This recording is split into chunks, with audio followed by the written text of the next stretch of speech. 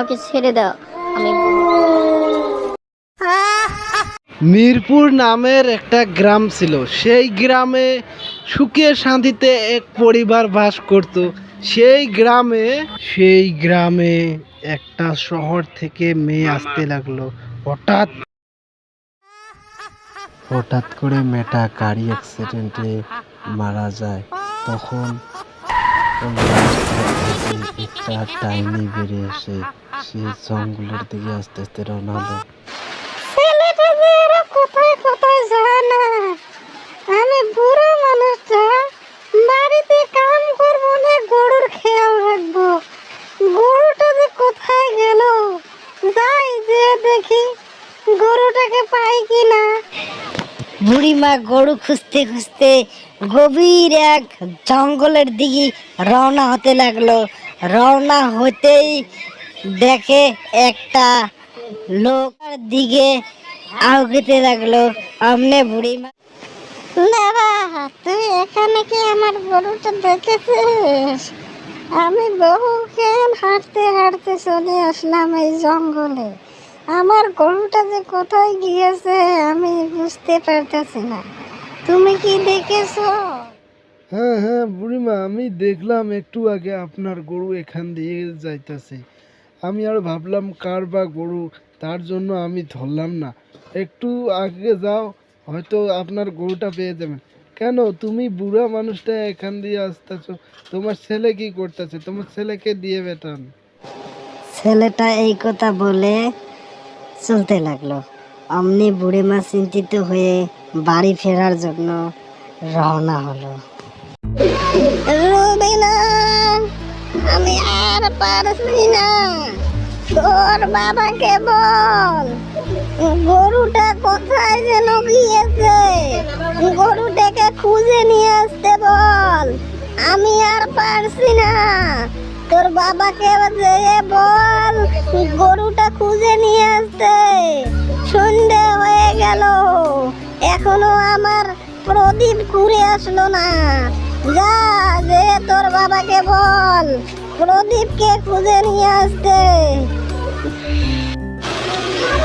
ঠিক আছে দাদি, আমি বাবাকে যা বলছি। দেখি বাবা কোথায় গিয়েছে। বাবাকে খুঁজে আমি বলছি গরুটা আনতে। আর দাদি, আমি একটা কথা শুনলাম, ওই পাড়ার গ্রামে নাকি মিঠু ভূত বেড়াইছে। ওখানে তুমি কখনো সন্ধ্যেবেলা যেও না। আর তুমি সাবধানে থাকো দাদি, আমি বাবাকে যে বলছি। এর কথা শুনে দৌড়ে দৌড়ে গরুর পিছনে পিছনে আসতে লাগলো।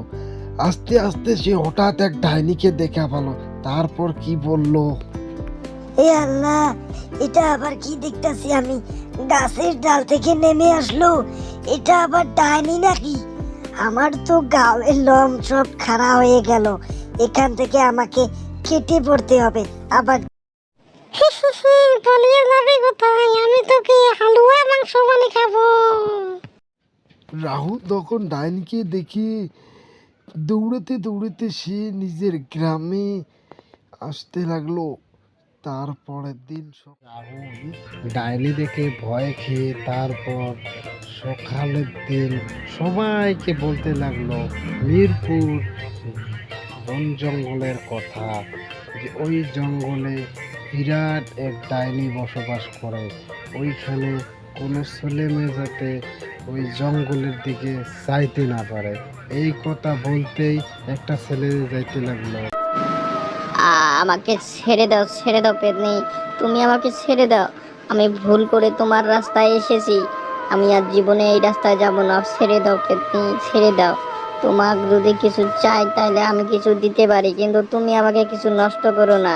ছেড়ে দাও, আমি ভয় পাচ্ছি, আমি আর থাকতে পারবো না। আমাকে বাঁচাও, আমাকে বাঁচাও, পেতনি আমাকে পিছু করছে। কে আছো? আমাকে বাঁচাও, আমাকে বাঁচাও, তো বাঁচাও। রাত হলেই ডাইনিরা দোলনায় বসে শিকার খুঁজতে লাগে। শিকার যেদিন কি শিকার পায় না, সেদিন এই ডাইনি তার শিষ্যদের ওখানে যায়। যে শিষ্যদের কাছে হুকুম করে যে আমাকে শিকার ধরে আনে দিতে হবে। তখন এই দুই সাতচুন্নি ডাইনির কথা শুনে তারা শিকার খুঁজতে যাইতে লাগে। সেই সময়ে একটা ছেলে তার দিকে হাঁটতে হাঁটতে আউগেতে থাকে। সেই জায়গা দিয়ে যখন যাইতে লাগে, হঠাৎ এক আন্ধার জায়গা দিয়ে যাইতে লাগে। তখন ডাইনির চোখে নজর পড়ে যায়। যেমন দেই হোক আমাকে মাংস খেতে দিতে হবে। আমাকে খেও না প্লিজ, ডাইনি আমাকে ছেড়ে দাও। আজকে আমি ভুলে এখানে চলে এসেছি, আমাকে ক্ষমা করে দাও ডাইনি। আমি আর এই রাস্তা দিয়ে কখনো আসবো না।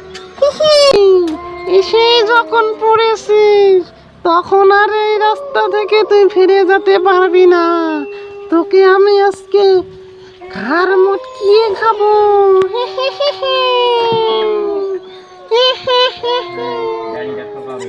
ডাইনি অমনে ওই ছেলেটাকে ধরে তার বাসায় নিয়ে যেতে লাগলো।